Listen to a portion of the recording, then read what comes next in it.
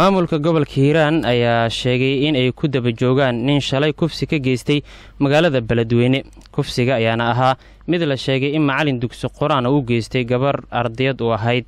Cusmaan Aadan Careys ayaa warkan Beledweyne ka soo diray.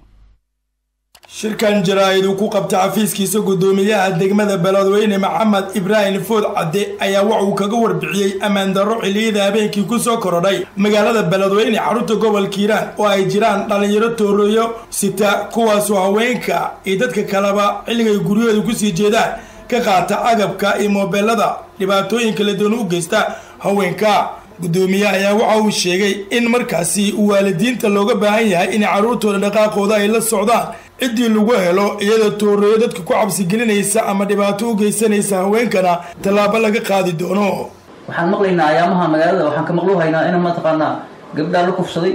ma taqaanaa gabdhaha soo raacday niman tooroyo wato niman ma taqaanaa oo gabdhaha ma heybadaha ma leedahay culimo adeega ugu dambanay gabdhihi kufsanaya la sheegahay. waxaan leenahay cidii lagu helo waa dambiile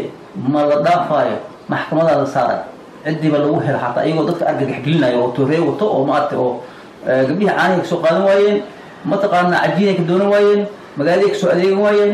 marka sida ma taqaanaa magaalada ayaantan ku soo korortay waxaan hadda ma taqaanaa aan u diri doonaa roondo ayagaas ma taqaanaa si toos u gaadayso ninkii lagu soo qabto arrimahaas waxaan leenahay waxaan ka qaadaynaa tilaabo sharci ah hadhow yaa la dhihin wiilkayga saanas ahay iyo wiilkayga saanas ahay wiilkaada toorey wato habeenkii ma taqaanaa wareegaya 4 saac magaalada dhex wareegaya haddaad tiraa hadhow maxaa loo qabtay iyo maxaa loo yeelay hadda talaaqula siman waalidka talaala siman hooyadiis talaala siman aabihiis talaala siman taladaas hadda ha ku baraarugo. si dhanka kalena gudoomiyaha degmada Beledweyne ayaa ka hadlay kufti loo geystay gabar 9 jir ah